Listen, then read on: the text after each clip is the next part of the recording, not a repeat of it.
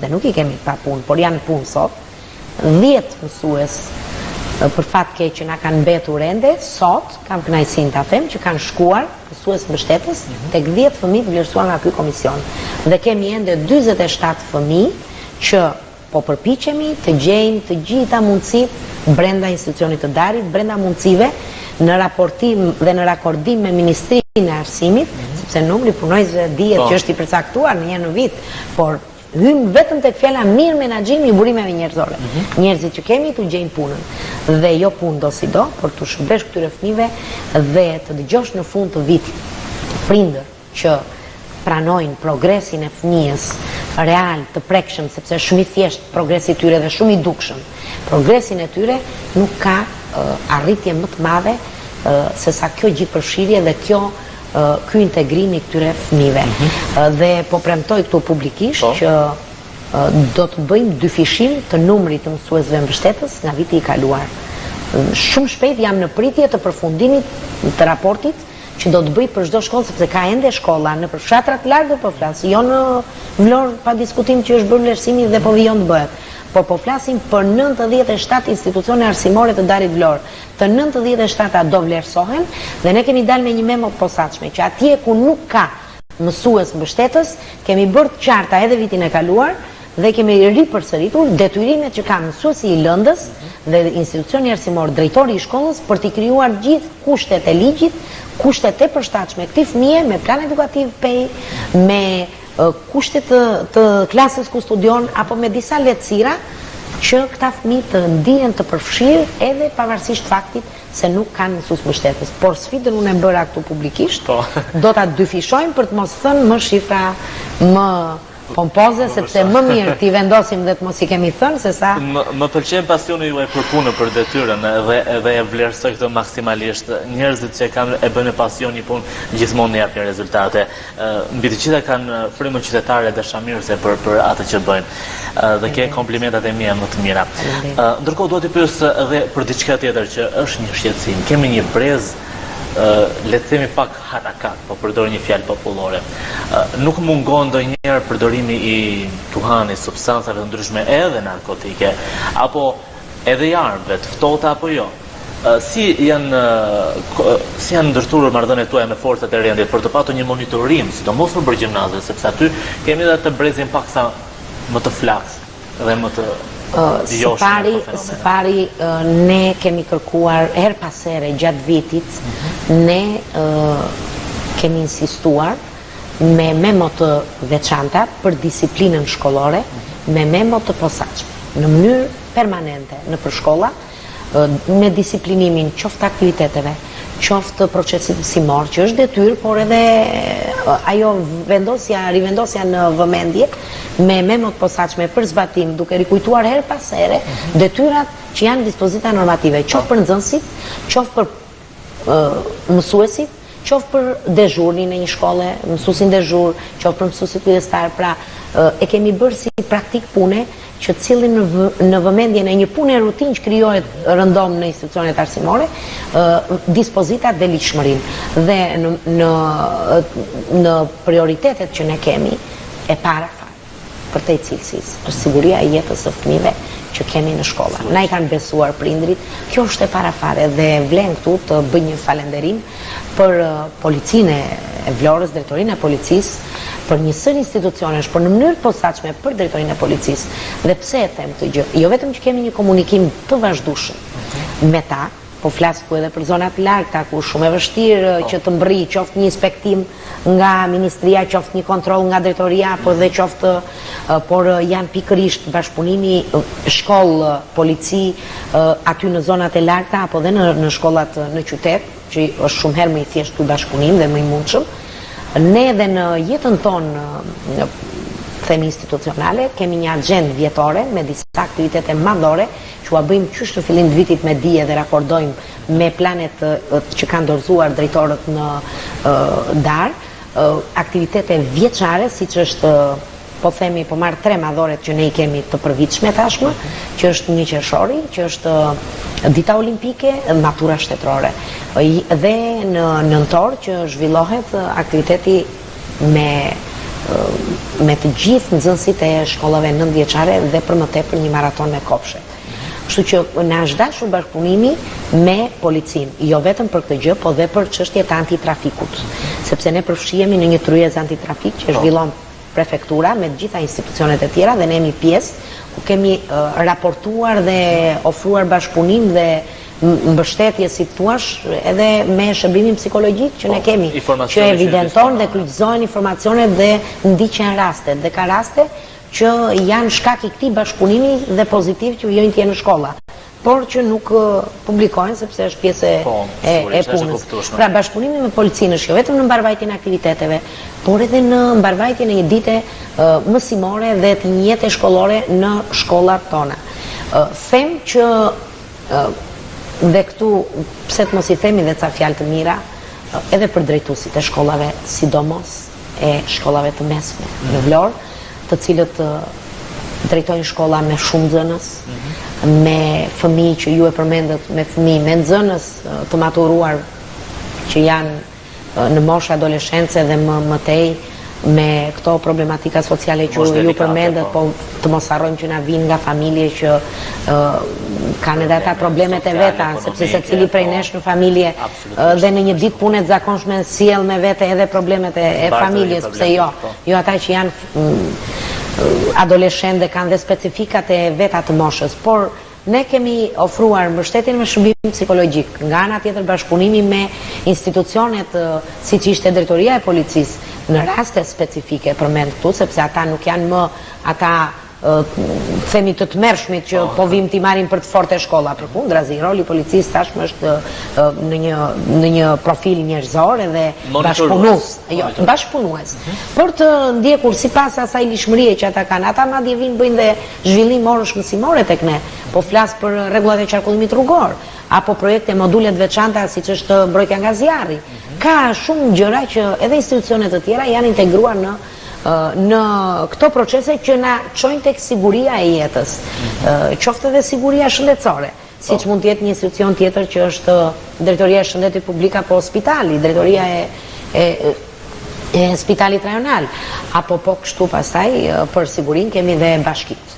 Në Bashkinë e Vlorës kemi një bashkëpunim shumë të mirë për sa i takon edhe kësaj shërbimit për trafikimin, për evidentimin e rasteve të fëmijëve që braktisin shkollën, të fëmijëve në situatë rruge, sepse kemi dhe një marrëveshje 4 ministrore, ndërministrore, që detyron secilin nga institucionet, përfshirë dhe ne, për këtë bashkëpunim dhe për mbarvajtjen e punëve në sigurinë që qëndrova pak tek siguria, pra nuk është thjesht shkolla, është drejtori i shkollës që mirë menaxhon jetën shkollore me mësuesi kujdestar, me gjithë instrumentet, por nga ana tjetër janë dhe një sër faktorësh dhe aktorës siç është drejtoria arsimore, siç janë institucionet që unë përmenda, përfaqësues të bashkisë, njësia vendore, drejtoria e policisë, spitali, që pak a shumë krijojnë një, si thua, një instrument të përbashkët, një zinxhir të gjërave që secili funksionon në kohën e vet, kur ne kemi problematika të caktuara dhe sigurisht marrim mbështetjen e duhur për zgjidhjen e problemeve. Sepse të vetëm, sado ne të përpiqemi edhe pa prindrit, edhe pa komunitetin, madje edhe komuniteti është pjesë shumere është një zinxhir. Ju e dini, keni qenë vetë nxënës në ecurinë, në rritjen e një fëmie, janë shumë duar që ndihmojnë që ai të ecë dhe të rritet. Në fakt duhet ta them e bindi ka qenë kënaqësi që kisha në studion tim të programit Mëngjes në Apollon. Minutat fluturojnë, të flasësh për arsimin duhet shumë kohë, ka shumë çështje që ndoshta mbeten pa prekur, por ne do të jemi përsëri bashkë në një tjetër bisedë në studio, por unë do t'i ftoj dhe t'ju uroj në punë. Keni sa më shumë arritje dhe rezultate dhe ishte kënaqësi të kisha në studio. Unë të falenderoj shumë dhe me kënaqësi e pranova ftesën e televizionit tuaj, Apollon, dhe uroj shumë që të kemi rezultate vërtet siç aty në radhë parë, të uroj edhe kolegëve të mi, edhe mësuesve suksese në këtë vit shkollor, sepse është hera e parë që unë e përcjell nga ky televizion këtë urim. Dhe pse jo, sukseset të gjithë nxënësve, 25.000 nxënës sa kemi ne në shkollat tona. Suksese në radhë parë shëndet, Dhe në radhë të dytë të bëhen të mbarë, fëmijë të mbarë në shkollat tona, dhe nesër janë studentë të shkëlqyer dhe pas nesër ata do të jenë familjar dhe qytetar shumë të mirë të Shqipërisë sonë. Apo dhe në vendet botës ku ata mund të kenë mbarën e tyre, pse jo. Faleminderit për ftesën. Ishte kënaqësi.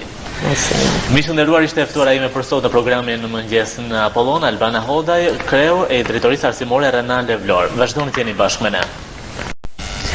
Rikthehemi në programin Mëngjes në Apollon, miq të dashur, tani do të jem në studio me të ftuarën time për sot, bëhet fjalë për estetisten Alkeda Hoxha. Përshëndetje. Përshëndetje. Estetisja nga qyteti i Vlorës, e cila vjen në studion e programit për na folur për estetikën. Do të flasim për mënyrën se si sot janë të gjitha mundësitë për Alkeda që qytetarë të çdo grup moshe, tashmë edhe pa dallim midis femrave dhe meshkujve, sepse edhe meshkujt janë shumë të dhënë pas të qenurit prezent me pamje të kuruar. Në fakt do të nisim pikërisht nga gjeneza e bisedës tonë. Alkeda, juve keni kryer le themi shkollë, trajnim, nuk e di se si mund ta quaj, por në Itali. Pra aty e keni marrë shkollimin për estetikën. Shkollë profesionale, po, në zonën e Milanos, në veri Milano, në Itali. Po. Kam bërë shkollën 2 vjeçare për estetikë. Alkeda më përpara kishe patur lidhje me le themi në këtë fushë?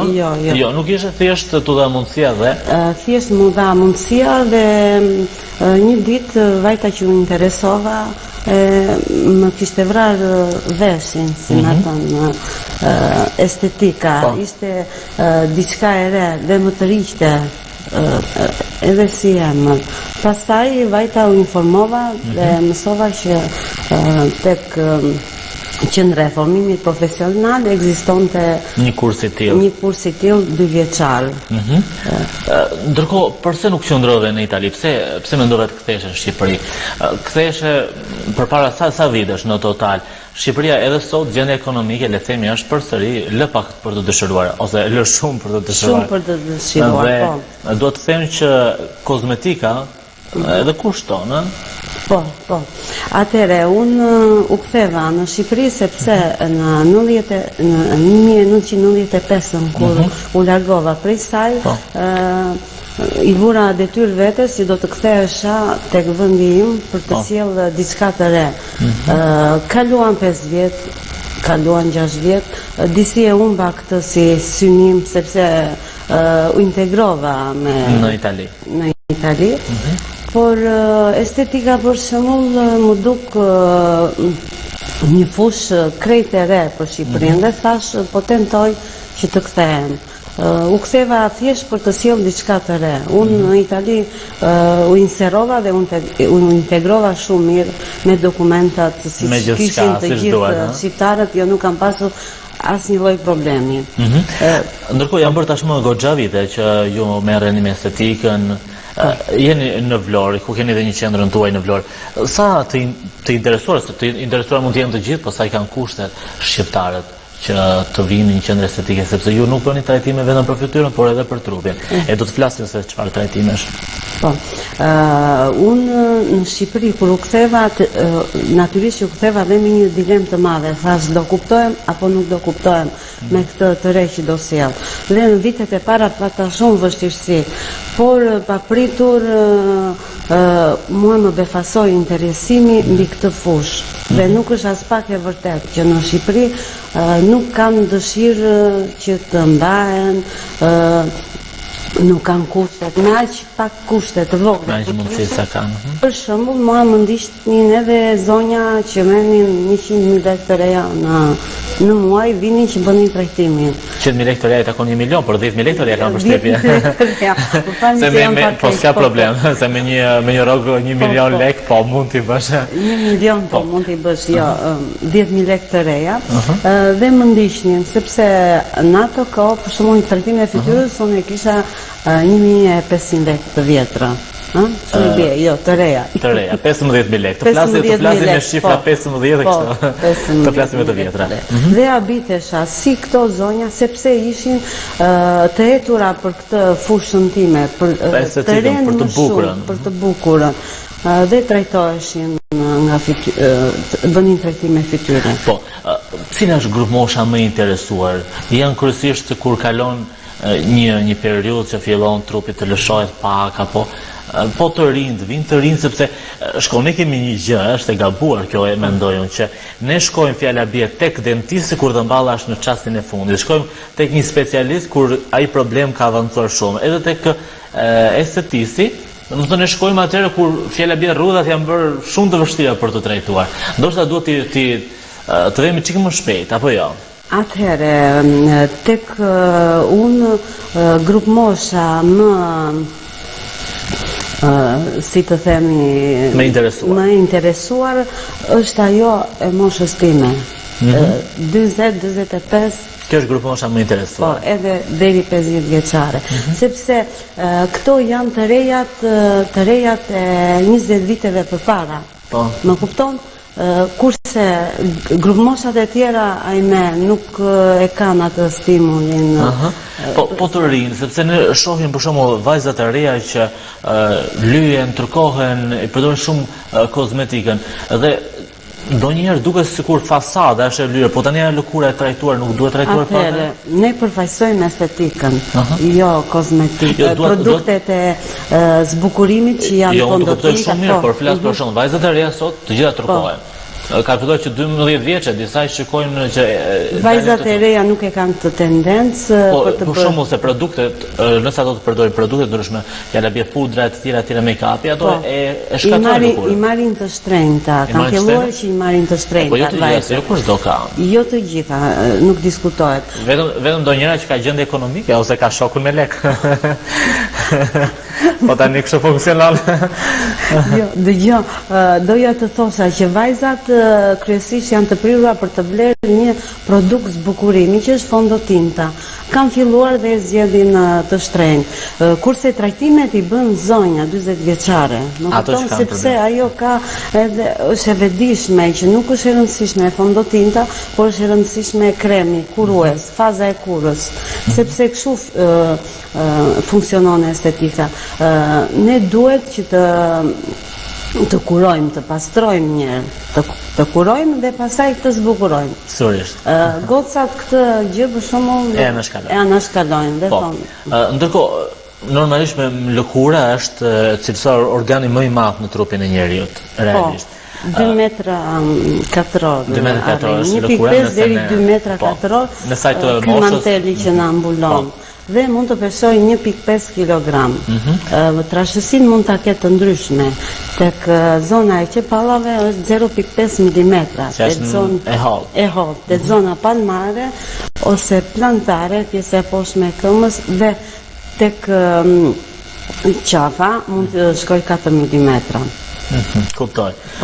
Kam përshtypje dhe pjesa e poshtë të syve është goxha delikate. Delikate. Është shumë e hollë, sepse prandaj aty krijon rrudhat me njëherë. Mangthi i rrudhave poshtë syve, që të gjitha kanë realisht. Zampe di galina quhen.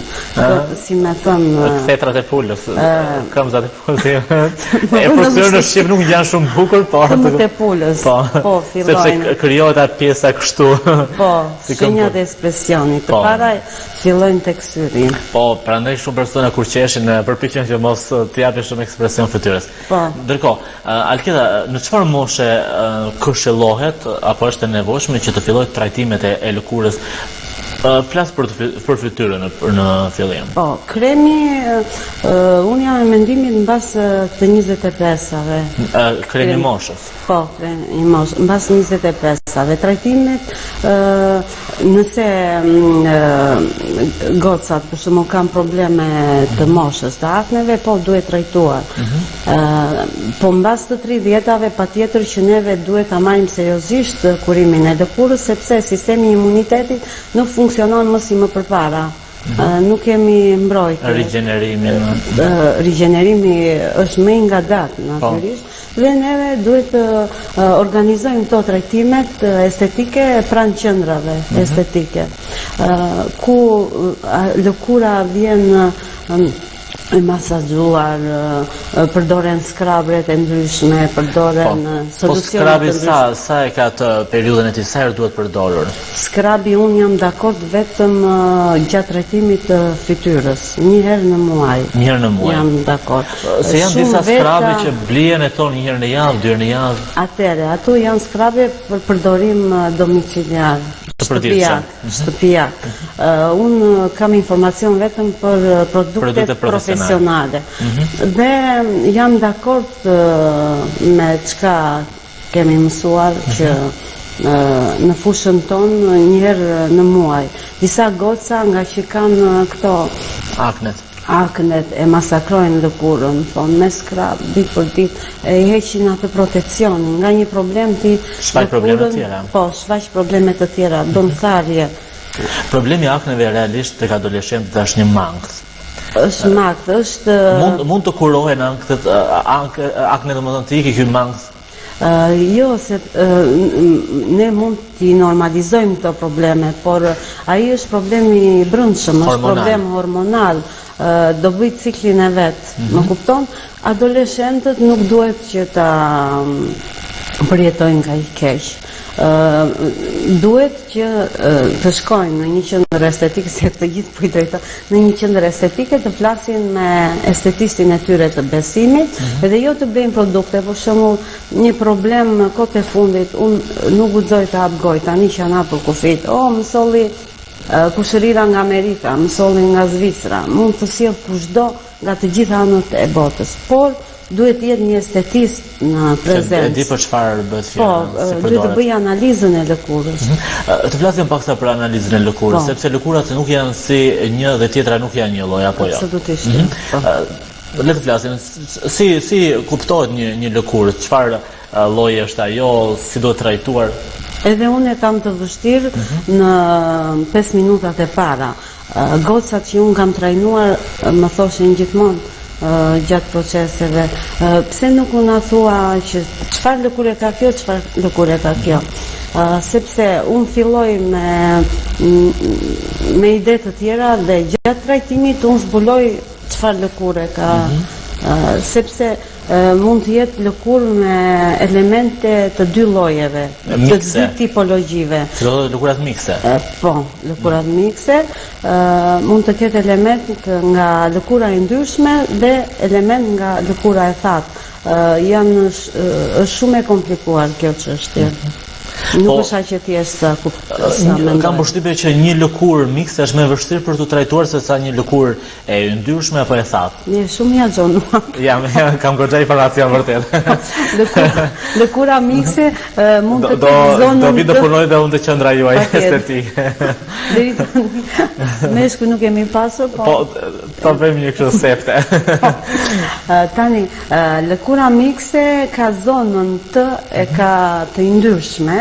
Kurse pjesën e mollxave e ka prezantohen të tharta mollxa.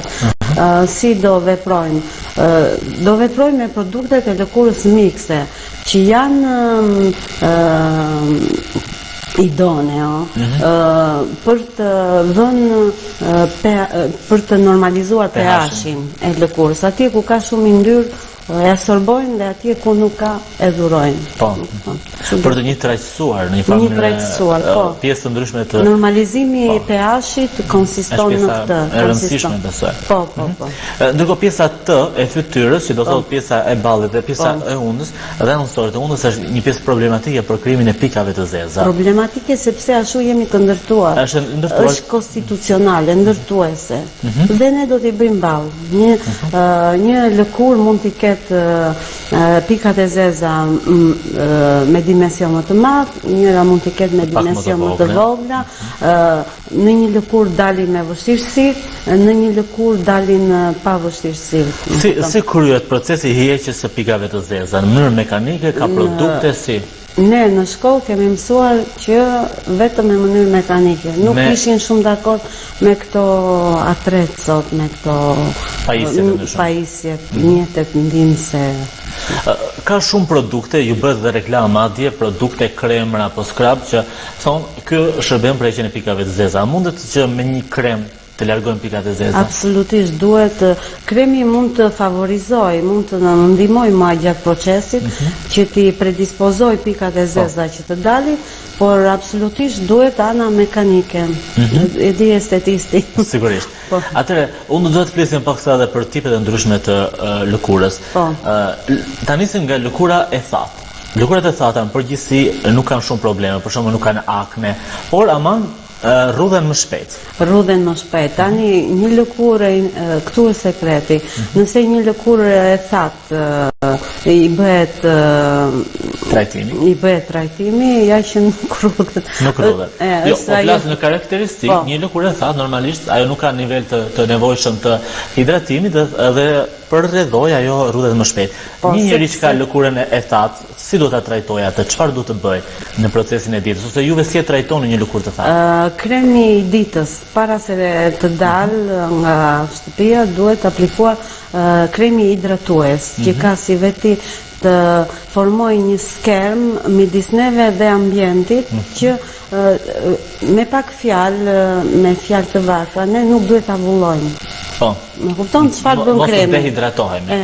Mos të dehidratohemi, se kur thuhet krem hidratues, ne kuptojmë sikur i kemi vendosur i kemi vendosur ujë lëkurës, absolutisht.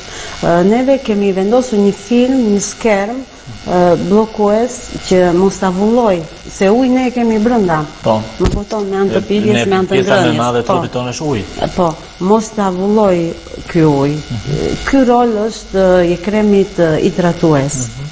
Pastaj në darkë është ai ushqyesi. Pse në darkë ushqyesi?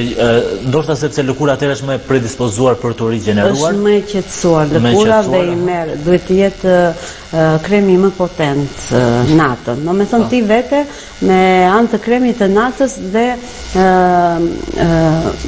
si rekuperon deficitet që ka lëkura. Humbjet e ditës. Humbjet e ditës. Ndërkohë kam dëgjuar dhe lexuar se janë disa kremra që shkruan krem natë dhe ditë bashkë. A mund të jetë funksional? Janë 24 orë. Si ka mundësi që një krem të jetë? Tani, këto varen nga shtëpia kozmetike si ka ideuar do këshilloja më shumë një krem që është dite dhe një natë, apo një që i ka të dyja, 2 në 1? Të dyja mund t'i këshilloja shumë. Edhe unë në institut kam pasur kremra të tjerë. Për shumë një shtëpi kozmetike ideon kështu. Kurse një shtëpi tjetër kozmetike është më praktike të jep një krem. Edhe thotë, edhe dita dhe natë. E rëndësishme që duhet aplikuar. Kjo është, duhet patjetër. Që duhet me së zvën të aplikohen. Patjetër. Po lëkurat e ndryshme. Lëkurat e ndryshme kanë të mirë se nuk rrydhen shpejt, por aman krijojnë akne dhe pikat zeza. Si trajtoni ju një lëkurë të ndryshme? Po, duhet një krem normalizues. Për shembull, ne kemi atë jeshilin në mos gaboj aty. Ky këtu? Po. Ky është kremi. Kremi purifikues, pastron, sepse lëkura e ndryshme ju në lëkurat e papastra, po themi, të papastra në thonjza, që mund të ketë kështu materiale i ndyrë të tepërt, keratinociti, qelizat të vdekura prodhon më shumë se një lëkurë tjetër. Mund të ketë akne, mund të ketë pikat të zeza, qiste, me thënë një kremi i tillë i normalizon. Ndërkaq pjesa e syve, për lëkurat normale, ato do thjesht një hidratim duan, sepse një lëkurë normale i ka vetë elementet e nevojshëm, por pjesa e syve është ajo që ne thamë që është më delikate edhe për të trajtuar, kam përshtypje. Aty krijohen rrudha, krijohen ato qeskat, apo rrafë dhe zinj. Dhe kam përshtypje që ajo është pjesa që nëse ajo nuk trajtohet, është pjesa që tregon nëse shumë ti moshën apo jo. Po varet edhe nga gjenetika, disa janë të predispozuar që të vënë borsa sepse i ngjajnë qeska. Sepse kanë në trungun familjar. Po, e kanë gjenetike. Kurse rrafet e syve janë në një lodhje tepërt, për shembull, po të gjitha këto i bën ballë kremi kontor në oki. Kremi për rreth syve. Për rreth syve. Kremi për rreth syve është i njëjtë si për pjesën e poshtme dhe pjesën e sipërme, apo ka dy të ndarë? Shumë e komplikuar, shumë e thjesht çështja. Si për lart edhe për poshtë. Tani shtëpitë kozmetike mund të kenë fantazi nga më të ndryshme, më kupton? Po ne le të ndalemi tek ato, tek baza, të dim të paktën. Ndërkohë, Altina, sot kremrat apo produkte kozmetike fillojnë nga